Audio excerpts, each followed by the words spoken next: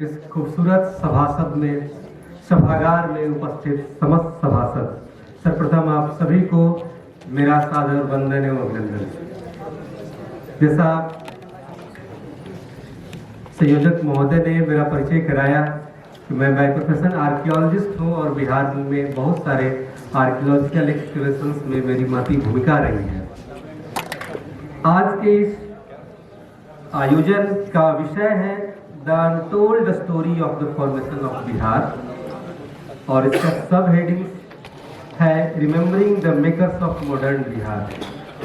आज के इस आयोजन हेतु मुझे हमारे समान जिला, हमारे गृह जिला से बिलोंग करने वाले जनाब उमर भाई ने मुझे यह मौका दिया है कि मैं आप लोगों के बीच एंशिएंट बिहार के ऊपर बातचीत करूं और मैं अपने आप को बड़ा सौभाग्यशाली महसूस करता हूं कि इस मंच पर बात करने के लिए अंतर्राष्ट्रीय स्तर के ख्याति प्राप्त मिडेवल हिस्ट्री के बेताज बादशाह, ख्याति लब्ध विद्वान प्रोफेसर इम्तियाज अहमद साहब के सम्मुख मुझे अपनी बात को रखने का यह सौभाग्य प्राप्त हो रहा है।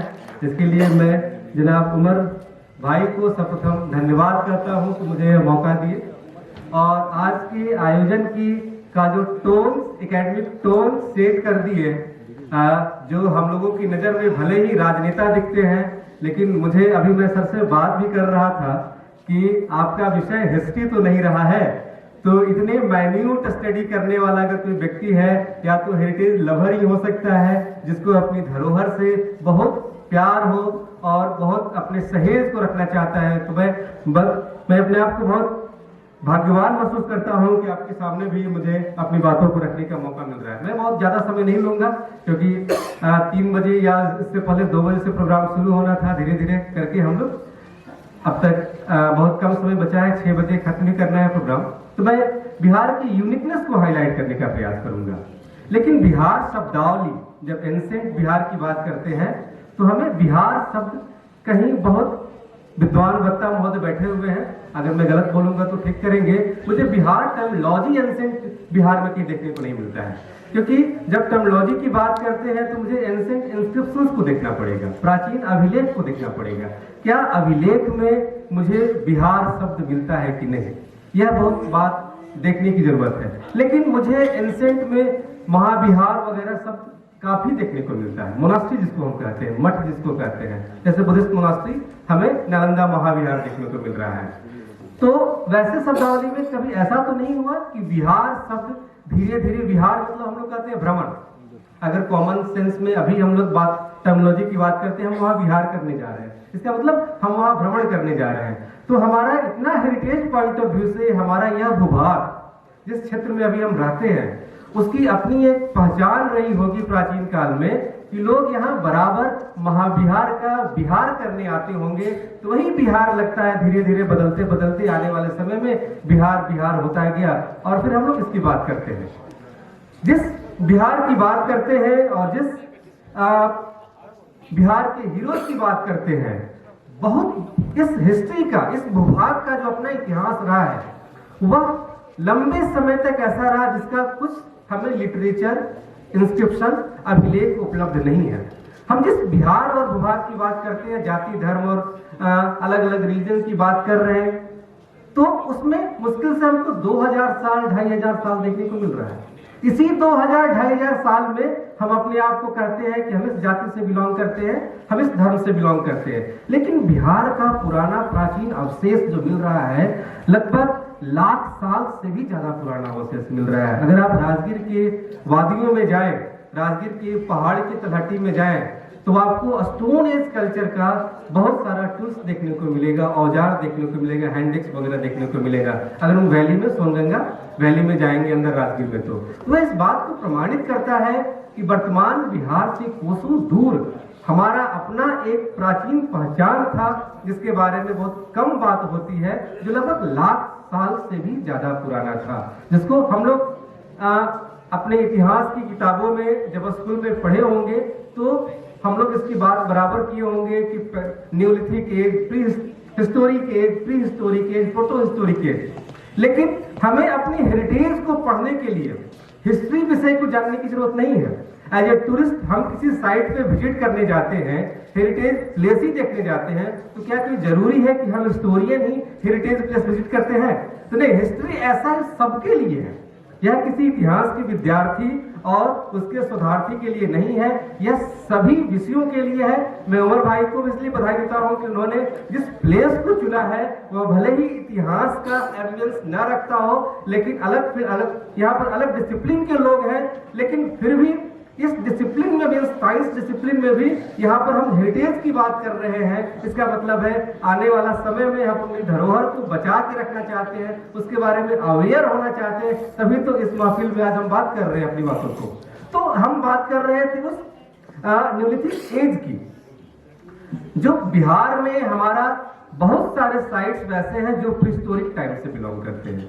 प्रीहिस्टोरिक टाइम उसको कहेंगे जब हमारा कोई स्क्रिप्ट वगैरह नहीं था, लिखने बोलने पढ़ने के लैंग्वेज और स्क्रिप्ट की बात हम नहीं करते थे। वैसे बहुत सारे जगह आपको मिलेंगे।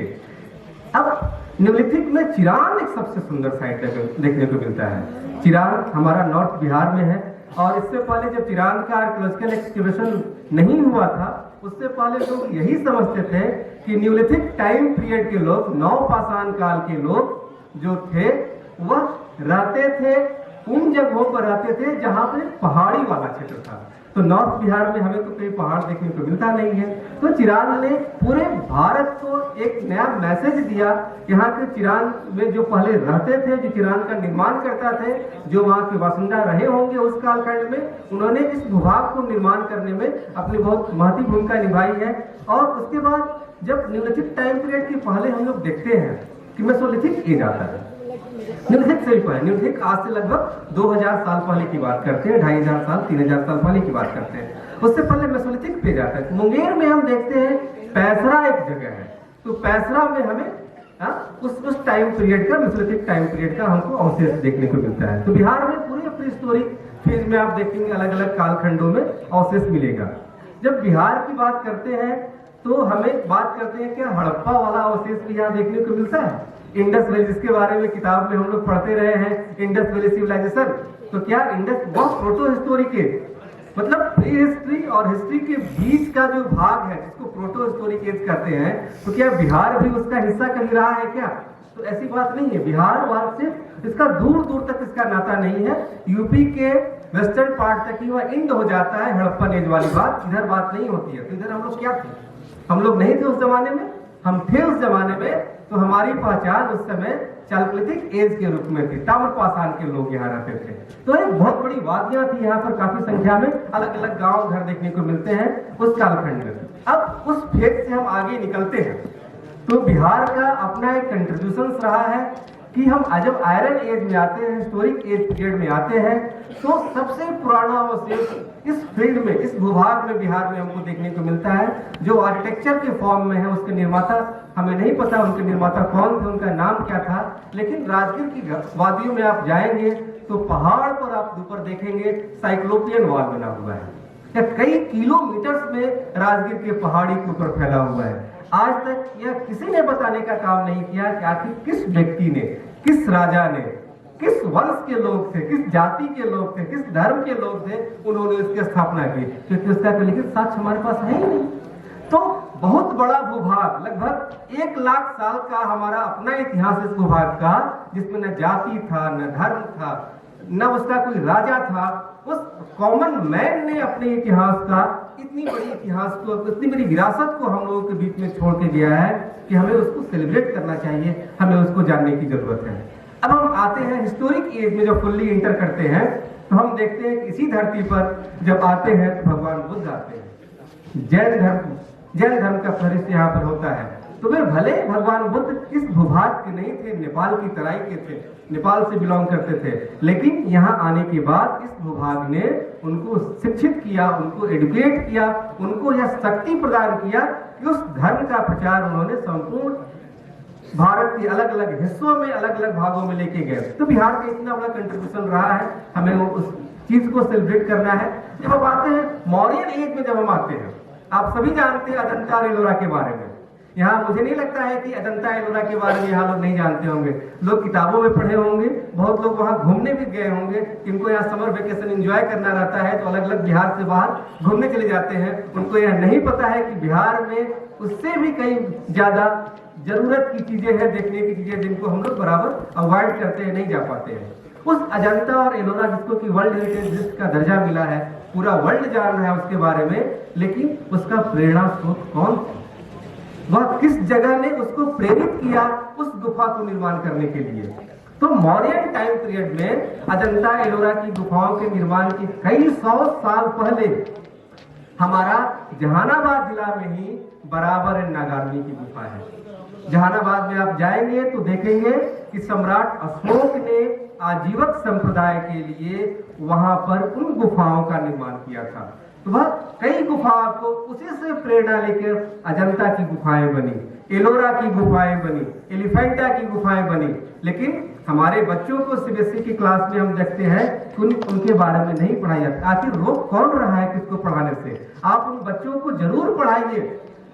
हमें अपनी धरोहर को जब तक उनको नहीं बताएंगे तो आने वाली पीढ़ी क्या कहेगी? तो हेरिटेज एक ऐसा विषय है कि हर व्यक्ति को जानने का जरूरत है, क्योंकि हम जहां से बिलोंग करते हैं, हम कहीं आने वाले समय में किसी भी इंटरव्यू में जाते हैं तो मुझसे 2 ही प्रश्न पूछे जाते हैं कि आपका नाम क्या है। जैसे ही इसका जवाब देते हैं हम, दूसरा प्रश्न पूछा जाता है कि आप कहां से बिलोंग करते हैं। जैसे ही बताते हैं तो क्या जानते हैं उसके बारे में? तो वह वही जानना चाहता है कि उस जगह की क्या विशेषता है। तो हम तमाम लोगों को अपनी धरोहर को जानना इतना जरूरी है कि आने वाला फ्यूचर उससे हम संवार सकते हैं। बिहार में लगभग 2000 से ज्यादा हेरिटेज विलेजेस है। इतनी बड़ी सभा यहाँ पर है। मैं आप लोगों से बात करूं कि बिहार में कितने जगहों को आप जानते हैं, कितने हेरिटेज प्लेसेस के बारे में आप जानते हैं जहाँ पे विजिट करना पसंद करते हैं? 10, 20, 50, 100, अब थक जाएंगे बताते बताते। 100 से ज्यादा हेरिटेज विलेजेस के बारे में आप नहीं जानते हैं। जिस नालंदा खंडहर की बात हम लोग करते हैं तो वो भी कभी गांव रहा था, आज भले ही वर्ल्ड हेरिटेज लिस्ट का वो पार्ट हो गया है। और आप देखिए मैं क्या टर्मिनोलॉजी बोल रहा हूं, नालंदा खंडहर। आप तमाम जगहों पर, तमाम अखबारों में, किताबों में नालंदा खंडहर इस्तेमाल करेंगे। क्या वो नालंदा खंडहर है हमारे लिए कि नालंदा धरोहर है हमारे लिए? क्या अपनी धरोहर को हम खंडहर से भी बोलेंगे, उसको टर्मिनोलॉजी देंगे कि हमारा एक खंडहर है? नालंदा रियून्स कहते हैं, नालंदा रियून्स है हमारा, नालंदा जेम्स है हमारा। तो इन टर्मिनोलॉजी को बदलने की जरूरत है। तो कौन बदलेगा इसको? हमें आपको आगे चल के कुछ रिसर्च पेपर लिखना चाहिए, कुछ नई चीज बात करनी चाहिए, अलग अलग प्लेटफॉर्म पे उसके बारे में अवेयर करनी चाहिए कि वह रियून्स नहीं है हमारा, हमारा खंडहर नहीं है, वह हमारा जेम्स है, हमारा रत्न है, जिसके बारे में हम न के बराबर बात करते हैं। ऐसी बहुत सारी चीज हमें देखने को मिलेगा अलग अलग टाइम पीरियड में। क्योंकि मुझे रखा गया है कि आप एंशिएंट बिहार की ही बात करें, इसलिए मैं उससे बाहर नहीं निकल रहा हूँ, अपने आप को रोक के रखा हूँ। तो जैसे मैं गाँव में, मैं पिछले 2 दिनों से जहानाबाद था, जहानाबाद के अलग अलग गांवों का मैं दौरा कर रहा था, कौन से हेरिटेज विलेजेस हैं। तो सर बड़ा आप जानते ही होंगे उस समय कि नालंदा महाविहार का जब निर्माण हो रहा था तो उसके बारे में कहा जाता है कि लगभग 200 गांवों का डोनेशन प्राप्त था। 200 गांव अपनी आय वहां डोनेट करते थे, उससे वह नालंदा महाविहार रन करता था। वह इंटरनेशनल स्टैंडर्ड का यूनिवर्सिटी उस जमाने का। क्या यूजीसी से फंडिंग की जरूरत थी उसको? कभी हमने किताब में कहा कि यहाँ से किसी सरकारी संस्थान टाइप का लोग था, स्टेट गवर्नमेंट था, उसको फंड कर रहा था, यूजीसी उसको फंड कर रहा था। क्या स्ट्रेंथ था, इकोनॉमिक स्ट्रेंथ हमारे गांव का इतना सुंदर था कि हम नालंदा विश्वविद्यालय जैसे स्थान को विकसित कर रहे थे उन 200 गांव मिलकर। सिर्फ 200 गांव, बिहार में कितने हजार गांव वर्तमान में हैं आप गणना कर सकते हैं। तो कितने हजार यूनिवर्सिटी हम एस्टेब्लिश कर सकते हैं उस लेवल का। कितनी अपार संभावनाएं हमारे लिए अगर अपनी विरासत को हम देखें, अगर अपनी धरोहर के पीछे हम जाके उसकी बात करने का प्रयास करें। उन गांवों में जब जाते हैं सर हम, तो एक ऐसे ही गांव है नालंदा की, जब खुदाई हो रही थी उसमें मुहर मिला। आखिर पहचान कैसे हुई कि 200 गांव का डोनेशन प्राप्त था?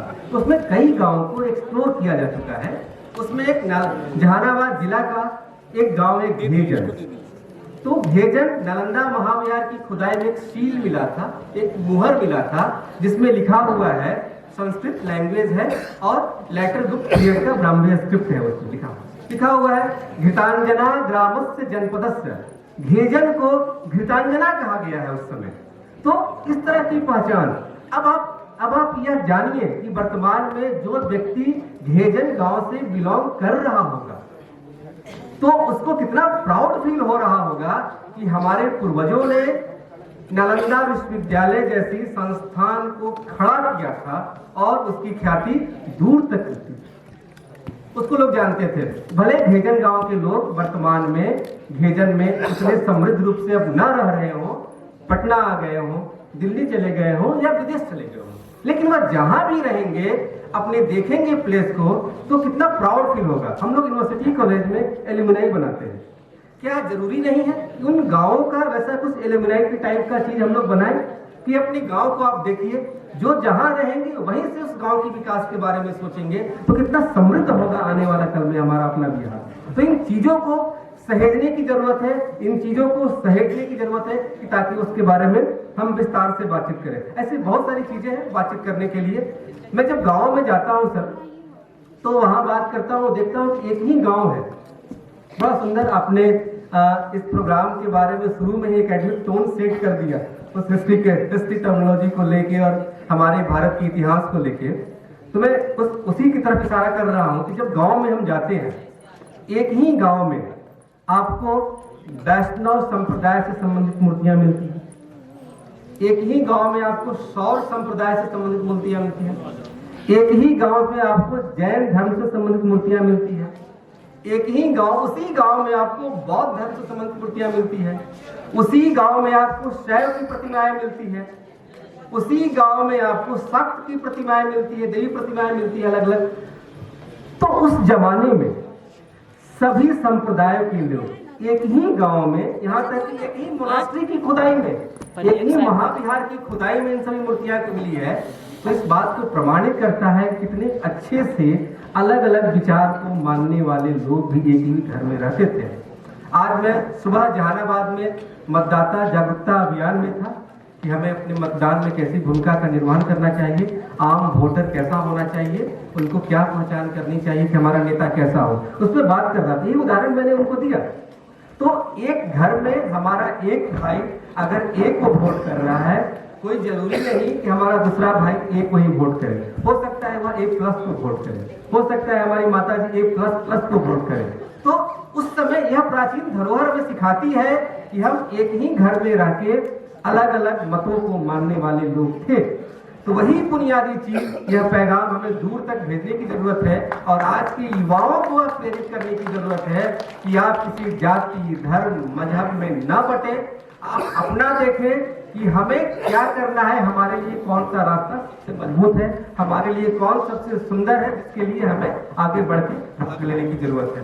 तो अपने हेरिटेज को सिर्फ हम संगोष्ठियों के माध्यम से, रिसर्च पेपर्स के माध्यम से, हमारे विद्वान वक्ता महोदय प्रोफेसर इम्तियाज साहब हमारे पास बैठे हुए हैं, वे जानते हैं कि उन्होंने कई दर्जन किताब उन्होंने लिखी, सैकड़ों रिसर्च पेपर्स उन्होंने लिखा है, उसके बारे में तमाम रिसर्चर्स रेफरेंस के तौर पर उनका प्रयोग करते हैं। वह इस बात को भली भांति समझ रहे होंगे कि उन रिसर्च पेपर को लिखने से हम जनमानस में अपनी बातों को नहीं संदेश दे पाएंगे, क्योंकि रिसर्च पेपर आजकल का युवा सिर्फ अपना रिसर्च रेफरेंस के लिए वन लाइन उस रिसर्च उसको लेता है, सिर्फ रेफरेंस की तरह कोट करता है। इम्तियाज साहब ने अपनी इस किताब में इन्होंने इसके बारे में ऐसा कहा। तो कितनी बड़ी आबादी है, सिर्फ बिहार की बात करते हैं तो उतने कम संख्या में लोग, पीएचडी करने वाले लोग, रिसर्च करने वाले लोग, उतना ही से काम चल जाएगा? नहीं चलेगा। जब बराबर है नागार्जुनी की गुफाओं को उसकी खोज इतना 100 साल हो गए उसके बारे में जानते हुए, जब उसको हम जनमानस में नहीं लेके जा सके हैं तो उस किताब में रिसर्च का रेफरेंस देके हम कितने लोगों को अपना मैसेज कन्वे कर पाएंगे। तो ऐसे ही संगोष्ठियों, ऐसे ही डिस्कशन, एकेडमिक डिस्कोर्स पे बात करने की जरूरत है, उनको अवेयर करने की जरूरत है कि ताकि अधिक से अधिक लोगों को हम अपनी बातों को संबोधित कर रहे हैं। हमें जब बचपन जब हमारा गुजर रहा था, जब मैं 10th में पढ़ता था, उस समय हमारे मन में हेरिटेज की भावना आई थी। उसके बारे में सोचा था कि बहुत कोई बड़ा सेलिब्रिटी आएगा, तो मेरे मन में बड़ा सेलिब्रिटी में अमिताभ बच्चन का नाम आता था कि अमिताभ बच्चन आएंगे और गांधी मैदान से धरोहर की बात करेंगे। मैं सपना के बराबर सोचता था इस चीज को लेकर। लेकिन अब समय आ रहा है कि हमारे जैसे सेलिब्रिटी राजनेता महोदय इतनी बड़ी संगोष्ठी में अपनी धरोहर की बात कर रहे हैं। इसलिए बात कर रहे हैं कि ताकि आम जनता को यह संदेश जाए, कॉमन मैन को यह संदेश जाए कि हमारा अलग अलग गांव का, अलग अलग जिले के गांव का जो पुरातन इतिहास है, जो उसका हेरिटेज है, इसको सब लोगों को अवेयर होना चाहिए और उसको डेवलप करने की बात करना चाहिए। तो मैं तो लंबे समय तक सरकार का हिस्सा रहा, सर जानते हैं, बहुत सारी चीजों में काम किया। अब मैं फुल्ली उन चीजों को डॉक्यूमेंट करने में लगा हूं। बिहार में लगभग सभी जिलों को मिला के लगभग 2000 से ज्यादा हेरिटेज विलेजेस का डॉक्यूमेंटेशन मैंने किया है। अभी भी रिसर्च जारी है और आने वाला समय में सभी जिलों का heritage village of Jahanabad, heritage villages of Araria, heritage villages of Kishanganj, इस तरह की किताब मैं जल्द ही आप लोगों के सामने प्रस्तुत करूंगा। उम्मीद है कि मैं अपने जीवन में इसके सामने आप लोगों के सम्मुख उसको लेके आऊं और ये आने के बाद ऐसा संदेश जाएगा कि वह हमारे उसके बारे में, जिसके बारे में लोग हम नहीं जानते हैं, तो कितना अच्छा लगेगा। आज भी किसी जिले की वेबसाइट को आप जाएंगे और उसका वेबसाइट को अबाउट अस में जाएंगे, अभी वे अवेयर नहीं है।